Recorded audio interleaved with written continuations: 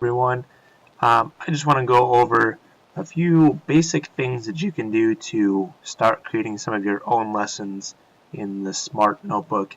In my email that I sent out with this, you should find a quick tutorial on the navigation tools down here in the bottom corner, as well as using the locking feature and the grouping feature, both of which we're going to use in this activity. I recommend, if you can, to follow along with me. I'm going to send out this notebook file with the email as well. Open it up and do it along with me so that you can get some practice while you're watching the video. What you have in front of you right now is a English to Spanish translation activity. We have English over here, obviously, and Spanish in red. What I'm going to do is make it so that hello and hola become translated through our magic translation tool here in the middle. The way I'm going to do this is first I'm going to group these two words together. I'm going to do that by highlighting them here, clicking and dragging a box around them. Then I'm going to click one of these down arrows, go down to group, and click group. You'll notice it become one thing now. Now when I move the hello over here, or when I move to the left, obviously hello is in red, hola is in yellow, so it blends into the background and essentially becomes hidden. What's going to happen then when you move it through our magic translator is that on the other side, hola is visible, but hello is obviously hidden. One more thing I'm going to do to this before it's lesson ready is I'm going to go ahead and lock this using my lock tool. If you have downloaded the most recent version of Smart Notebook, you'll notice two new locking features here that are really cool. One of them is going to work really well for us, which is allow to horizontal move. If you don't have these two options, go ahead and try and update your Smart Notebook by going to Help and check Updates and Activation. Anyway, so I'm going to go here, lock this, and allow it to move horizontally. What that's going to do then is, even though I move my mouse, or if I'm at the board, move this up and down, it's only going to go left and right, which is perfect for this activity, as I can drag it through our magic translator from hello to hola. So I'm going to go ahead and do that again with these other words on the bottom.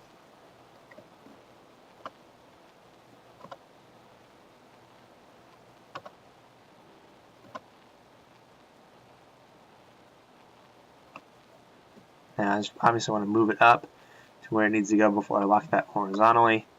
Do that, lock it horizontally, and it's good to go. I'll leave that last one down there for you to do. Let me know if you have any questions about it. One other way that you can hide stuff on your board is to use the eraser. This is a really cool tool where we can erase whatever's there with the eraser tool. Now the way I covered that up is I went to pens. I chose this pen will do. Get a nice and thick one, and then I choose the color white, and then I can cover up any part of the board that I want just by drawing on it.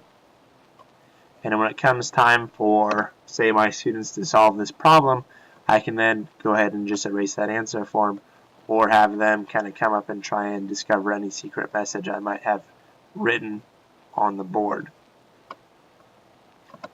One final thing, obviously I think we're all pretty familiar with pull tabs at this point.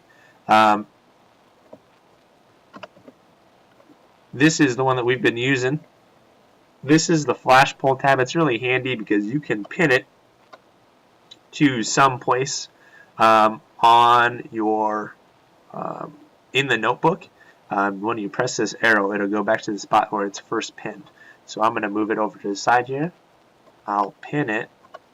Then when I drag it out, I can hit that arrow. It'll send it right back. You can obviously also just use regular pull tabs like this and slide them back and forth on their own. Again, as I write here, you want to make sure that you use groupings, and you'll really want to make sure that you lock these, even if you allow them to move. This way your grouping stays intact. And one of the features of Smart Notebook is if you click on it, if this is not locked and I click on it and I move back and forth like this, it will actually ungroup whatever I've just grouped. And then you get into the situation where you're trying to pull your pull tab and you don't have words, or your words are flying all over the place, and it can just get a little messy. So that's a quick overview of grouping and locking. Really the two of the most important features when it comes to developing your own lessons, just to keep them neat and organized. Let me know if you have any questions about this. I'll be coming out with some more stuff here hopefully towards the end of the week, and thank you very much for watching.